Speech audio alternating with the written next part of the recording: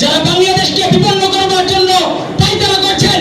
আল্লাহর কসম, আমরা আমাদের মাতৃভূমিকে ততটুকু ভালোবাসি যতটুকু আমার নবী আলাইহিস সালাতু ওয়াস সালাম তার মাতৃভূমি মক্কাকে ভালোবাসতেন।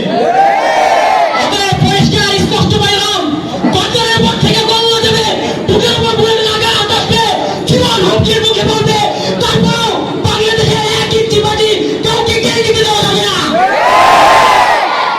আসসালামু আলাইকুম ওয়া রাহমাতুল্লাহি ওয়া বারাকাতুহু। সংগ্রামী সাথী ও বন্ধুগণ, আমি আমার স্বাগত বক্তব্যের সূচনাতেই হৃদয়ের প্রার্থনায় তাদেরকে স্মরণ করছি যাদের অনুপম আত্মত্যাগের বিনিময়ে আমরা এক অভূতপূর্ব স্বাধীন বাংলাদেশ পেয়েছি। আজ এই মঞ্চে আমি স্বাধীনভাবে হৃদয় উজাড় করে প্রশান্তি চিত্তে বক্তব্য দিতে পারছি। আজ থেকে অর্ধ শতাব্দী কিংবা এক শতাব্দী পর যখন আমাদের থেকে কেউ বেঁচে থাকবে, যখন পরবর্তী প্রজন্মের মুক্তিকামী জনতা তাকে প্রশ্ন করবে 24-এর মুক্তিযুদ্ধ নিয়ে, তখন তিনি তার শির উঁচু করে বলবেন, আমাদের সবার পক্ষ থেকে জানান দিবেন যে আমরা আমাদের পূর্বপুরুষদের 71-এর মুক্তিযুদ্ধ দেখিনি। আমরা দেখিনি আমাদের পূর্বপুরুষরা 71-এ কিভাবে জীবন বিলিয়ে দিয়ে দেশকে স্বাধীন করেছিল। তবে আমরা 24-এর মুক্তিযুদ্ধ দেখেছি। আমরা দেখেছি কিভাবে সিফাতুল্লাহ, শহীদ আবু সাঈদ মুগ্ধরা দেশকে স্বাধীন করবার জন্য দেশপ্রেমে উজ্জীবিত হয়ে জীবন দিয়েছেন। আমরা দেখেছি কিভাবে আমাদের ভাইরা তাদের ইজ্জত আবরুর ভ্রুক্ষেপ না করে রাজপথে নেমে এসেছেন, কিভাবে তারা তাদের শরীরের তাজার খুন রাজপথে ঢেলে দিয়েছেন। তিনি তখন তার শির উঁচু করে আমাদের পক্ষ থেকে 24-এর মুক্তিযুদ্ধের ইতিহাসে জানান দিবেন, তখন আমাদের বুকটা গর্বে ফুলে উঠবে। আজ থেকে অর্ধ শতাব্দী পর কিংবা এক শতাব্দী পর যখন কেউ প্রশ্ন করবে যে 24-এর মুক্তিযুদ্ধের দৃষ্টি কেমন ছিল, তখন এই 24-এর মুক্তিযুদ্ধে যারা হাত পা হারিয়েছে তাদের চোখের কোনো হয়তো অস্ত্র থাকবে, কিন্তু তাদের ঠোঁটের পাশেও স্নিগ্ধ বিপ্লবের হাসিও থাকবে।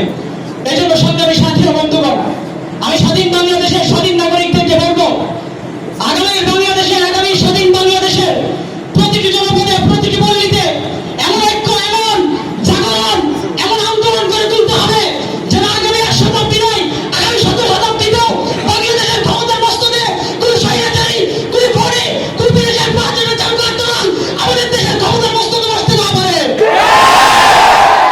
মনে রাখবেন সংগ্রামী সাথী ও বন্ধুগণ, আমরা যদি দিকে থাকি, বাংলাদেশের তরুণ প্রজন্ম যদি থেকে থাকে, বাংলাদেশের তরুণ প্রজন্ম যদি থেকে থাকে, তাহলে বেঁচে থাকবে বাংলাদেশ। বাংলাদেশের তরুণ প্রজন্ম যদি থেকে থাকে, তাহলে বেঁচে থাকবে বাংলাদেশ, বেঁচে থাকবে বাংলাদেশ। ইনশাআল্লাহ যদি তরুণ প্রজন্ম অদম্য চেতনা নিয়ে, স্পৃহা নিয়ে রক্ত দেওয়ার জন্য রাজপথে নেমে আসে, তাহলে বাংলাদেশের বিরুদ্ধে চাই না, পালিয়ে হবে নিরুদ্দেশ। সর্বশেষ পেলাম, আমার ভাই সিফাতুল্লাহ শহীদ হয়েছে, আমি আমার ভাইকে দেখতে পাইনি, তবে আমি আমার ভাইয়ের জায়গাটা পেয়েছি। আমি সিফাতুল্লাহ ভাইয়ের কখনো সহমত পাইনি, তবে সিফাতুল্লাহ ভাইয়ের যে জায়গা, যে আসন ছিল, সেটা আমি আবু ইসা মাহমুদ পেয়েছি। কাজেই শহীদের রক্তের হলফ করে বলছি, যারা বাংলাদেশকে বিপন্ন করবার জন্য তাই তারা করছেন। আল্লাহর কসম, আমরা আমাদের মাতৃভূমিকে ততটুকু ভালোবাসি যতটুকু আমার নবী আলাইহিস সালাতু ওয়াস সালাম তার মাতৃভূমি মক্কাকে ভালোবাসতেন। অতএব পরিষ্কার স্পষ্ট পেলাম, বাজারের পর থেকে বললো যাবে বুকের উপর বুলেট লাগা আসবে, জীবন হুমকির মুখে পড়বে, তারপরও বাংলাদেশের এক ইঞ্চি মাটি কাউকে কেড়ে নিতে দেওয়া যাবে না।